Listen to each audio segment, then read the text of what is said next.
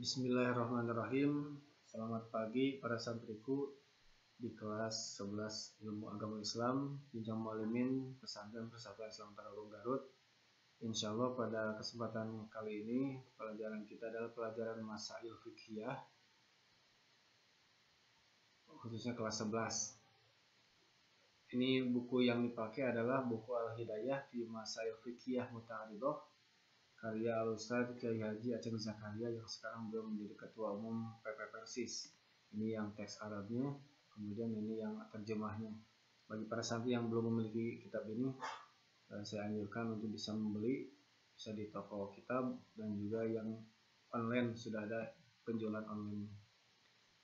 Yang selanjutnya di semester ini kita akan membahas yaitu Masailu fi Sholati, berbagai persoalan di dalam sholat. Nah, untuk pertemuan perdana sekarang pembahasan kita adalah at-talaffuzu bin niyati, yaitu hukum melafalkan niat, mengucapkan niat. Sebagaimana kita mafhum, ada dua pendapat tentang melafalkan niat dalam sholat. Ada satu pihak yang menyatakan bahwa disunatkan melafalkan niat dalam sholat, sehingga dalam kehidupan kita melihat ada sebagian umat Islam ketika sebelum membaca takbiratul ihram itu diawali dengan usolli fardhu subhi misalnya, kemudian usolli fardhu zuhri arba'a rakaatin dan seterusnya. Itu ada niat itu diucapkan. Sementara kelompok yang kedua bahwa tidak ada tuntunan melafalkan niat dalam salat. Jadi bacaan pertama dalam salat itu menurut pendapat kedua adalah takbiratul ihram. Nah, kita lihat argumen masing-masing kelompok. Kelompok yang pertama, mereka yang berpendapat disunatkan melafalkan niat mempunyai argumen sebagai berikut. Pertama, dari sisi definisi, kita lihat definisi niat. Ini yang dikutip di kitab Safinatun Najah. Disebutkan di sini an-niyatu qasdu syai'i muqtaronan bi fi'lihi.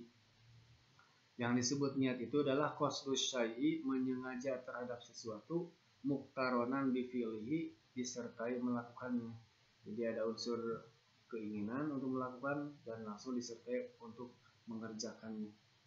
Wa mahalluha al-qalbu, dan tempatnya niat itu di dalam hati. Wa talaffuzu biha sunnatun, dan melafalkan niat sunnatun, dianggap sunnah.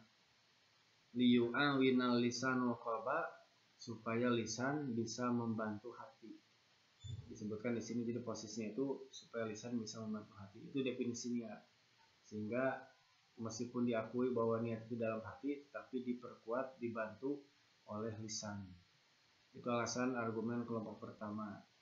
Kemudian alasan yang kedua, di dalam kitab I'anatul Thalibin, ini juga kitab fikih Syafi'iyah, disebutkan wa sunna nutkun bimanwan qabla takbiri liyusa indal lisanul qalba. Wa sunnah, dan disunatkan nutkun, mengucapkan bimanwan niat qabla takbiri, sebelum takbiratul ihram, liyusa indal lisanul qalba, supaya lisan bisa membantu hati. Jadi tempatnya niat di dalam hati, nah dibantu oleh lisan, yaitu dengan mengucapkan niat. Kemudian argumen ketiga dari kelompok pertama adalah berdasarkan surat Al-Maidah ayat 2, A'udzubillahi minasyaitonirrajim, wa ta'awanu 'alal birri wat taqwa, dan saling tolong-menolong kalian di atas kebaikan dan ketakwaan. Ini ada perintah saling tolong-menolong, dalil umum, sehingga diterapkan dalam kaitan talaffuz niat, yaitu lisan membantu kepada hati. Yang selanjutnya sekarang adalah kita lihat argumen kelompok yang kedua. Kelompok kedua menyatakan bahwa tidak ada landasan melafalkan niat di dalam sholat. Kita lihat misalnya argumen pertama berdasarkan hadis Nabi Shallallahu Alaihi Wasallam tentang niat. Ini hadis yang sangat populer, di mana hadis ini bersumber dari sahabat Umar bin Khattab. Kata beliau, qala sami'tu Rasulullah Shallallahu Alaihi Wasallam yaqulu, aku mendengar Rasulullah Shallallahu Alaihi Wasallam bersabda, innamal a'malu bin niyati, sesungguhnya seluruh amal itu tergantung kepada niat. Hadis riwayat Imam Al-Bukhari. Jadi seluruh amal, bukan hanya salat, semuanya harus berdasarkan kepada niat. Menurut Ibnu Qayyim, nah di sini al-ba'u huna lisababiyati, huruf ba di sini ada huruf ba ya. Al-a'malu bin niyati, innama a'malu bin niyati, ba di sini adalah lisababiyah.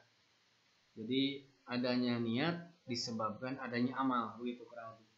Walidha qala, oleh karena itu beliau berkata atau berpendapat fi ta'rifin niyati, tentang definisi niat.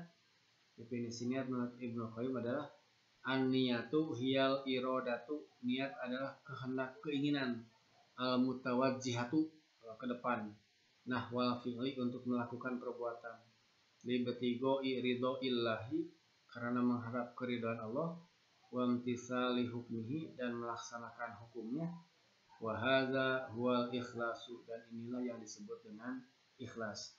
Kalau kita lihat berdasarkan penjelasan Ibnu Qayyim tentang niat, itu tidak terkait dengan melafalkan niat. Kemudian alasan yang kedua, di kelompok yang kedua diantaranya ini menurut pendapat Kiai Haji Ating Zakaria dalam kitab Masail yang jadikan rujukan oleh kita, idza kana lisanu huwal ladzi yusaidul qalba, apabila tadi argumen kelompok pertama menyatakan lisan itu yang bisa membantu hati, ada pertanyaan, famal ladzi yusaidul lisana, maka apa yang bisa membantu lisan? Kan tadi lisan membantu hati. Nah sekarang lisan dibantu oleh siapa? Kata Ustaz Aceng Zakaria disebutkan di sini, wal haqqu, yang benar justru annal qalba huwallazi yusaidul lisana, sesungguhnya hatilah yang bisa membantu lisan. Jadi terbalik logikanya. Liqaulin Nabi sallallahu alaihi wasallam, berdasarkan sabda Nabi, ala wa inna fil jasadi mudghatan, ingatlah sesungguhnya dalam jasad itu ada segumpal daging, idza sholahat sholahal jasadu kulluh, apabila daging segumpal daging itu sehat, mulus, maka mulus pula, sehat pula seluruh jasad. Wa idza fasadat, dan apabila segumpal daging itu rusak, fasadal jasadu kulluh, maka rusak pula seluruh jasad itu. Ala, ingatlah, wahyal qalbu, yang dimaksud dengan segumpal daging itu adalah hati. Rawahul Bukhari, hadis riwayat Imam Al-Bukhari. Jadi jelas di sini bahwa yang menentukan itu hati, bukan lisan.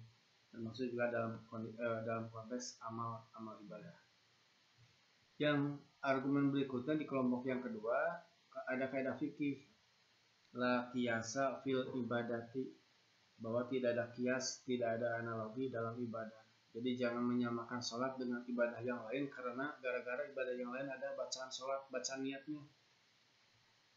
Di antaranya adalah argumen kelompok pertama yang lain itu menyatakan bahwa dalam haji juga kan niat diucapkan. Ketika orang melaksanakan haji itu ternyata niat itu diucapkan, itu nawaitu hajan, aku berniat untuk melaksanakan ibadah haji. Nah, maka sehingga kalau dalam ibadah haji saja niat bisa diucapkan, nah, maka dalam sholat pun bisa diucapkan. Nah, maka oleh argumen kelompok kedua dibantah bahwa tidak ada kias dalam ibadah, dan alasan lainnya, wali anna sholata mutaqaddimun alal haji fil wujubi, ternyata sholat itu kewajibannya lebih duluan daripada haji. Kalau sholat kan sejak Nabi di Mekah pun sudah ada kewajiban sholat. Meskipun sholat yang 5 waktu itu diwajibkan setelah Nabi hijrah di abad kedua, setelah ketika Nabi Isra Mi'raj sebelum Nabi melaksanakan hijrah. Sementara kewajiban ibadah haji itu dalam sejarah adalah tahun ke-6 Hijriah. Jadi sangat jauh kewajiban sholat lebih duluan daripada kewajiban haji. Tidak mungkin mengkiaskan sholat kepada ibadah haji. Kemudian berikutnya, ini argumen kelompok yang kedua berdasarkan sabda Nabi SAW. Ini hadis Nabi dari sahabat Abu Hurairah, hadis riwayat Imam Al-Bukhari. Kata Rasul, idza qumta ila sholati, apabila engkau hendak sholat, fasbigil wudu'a, maka sempurnakanlah wudu, tsumma staqbilil qiblata, lalu menghadaplah kiblat, fakabir, maka bertakbirlah. Ini sudah sangat jelas dalam hadis ini. Jadi ketika mau sholat, wudunya sempurna, menghadap kiblat, langsung baca takbir. Jadi tidak ada bacaan lain. Ternyata bacaan pertama mengawali sholat adalah dengan takbiratul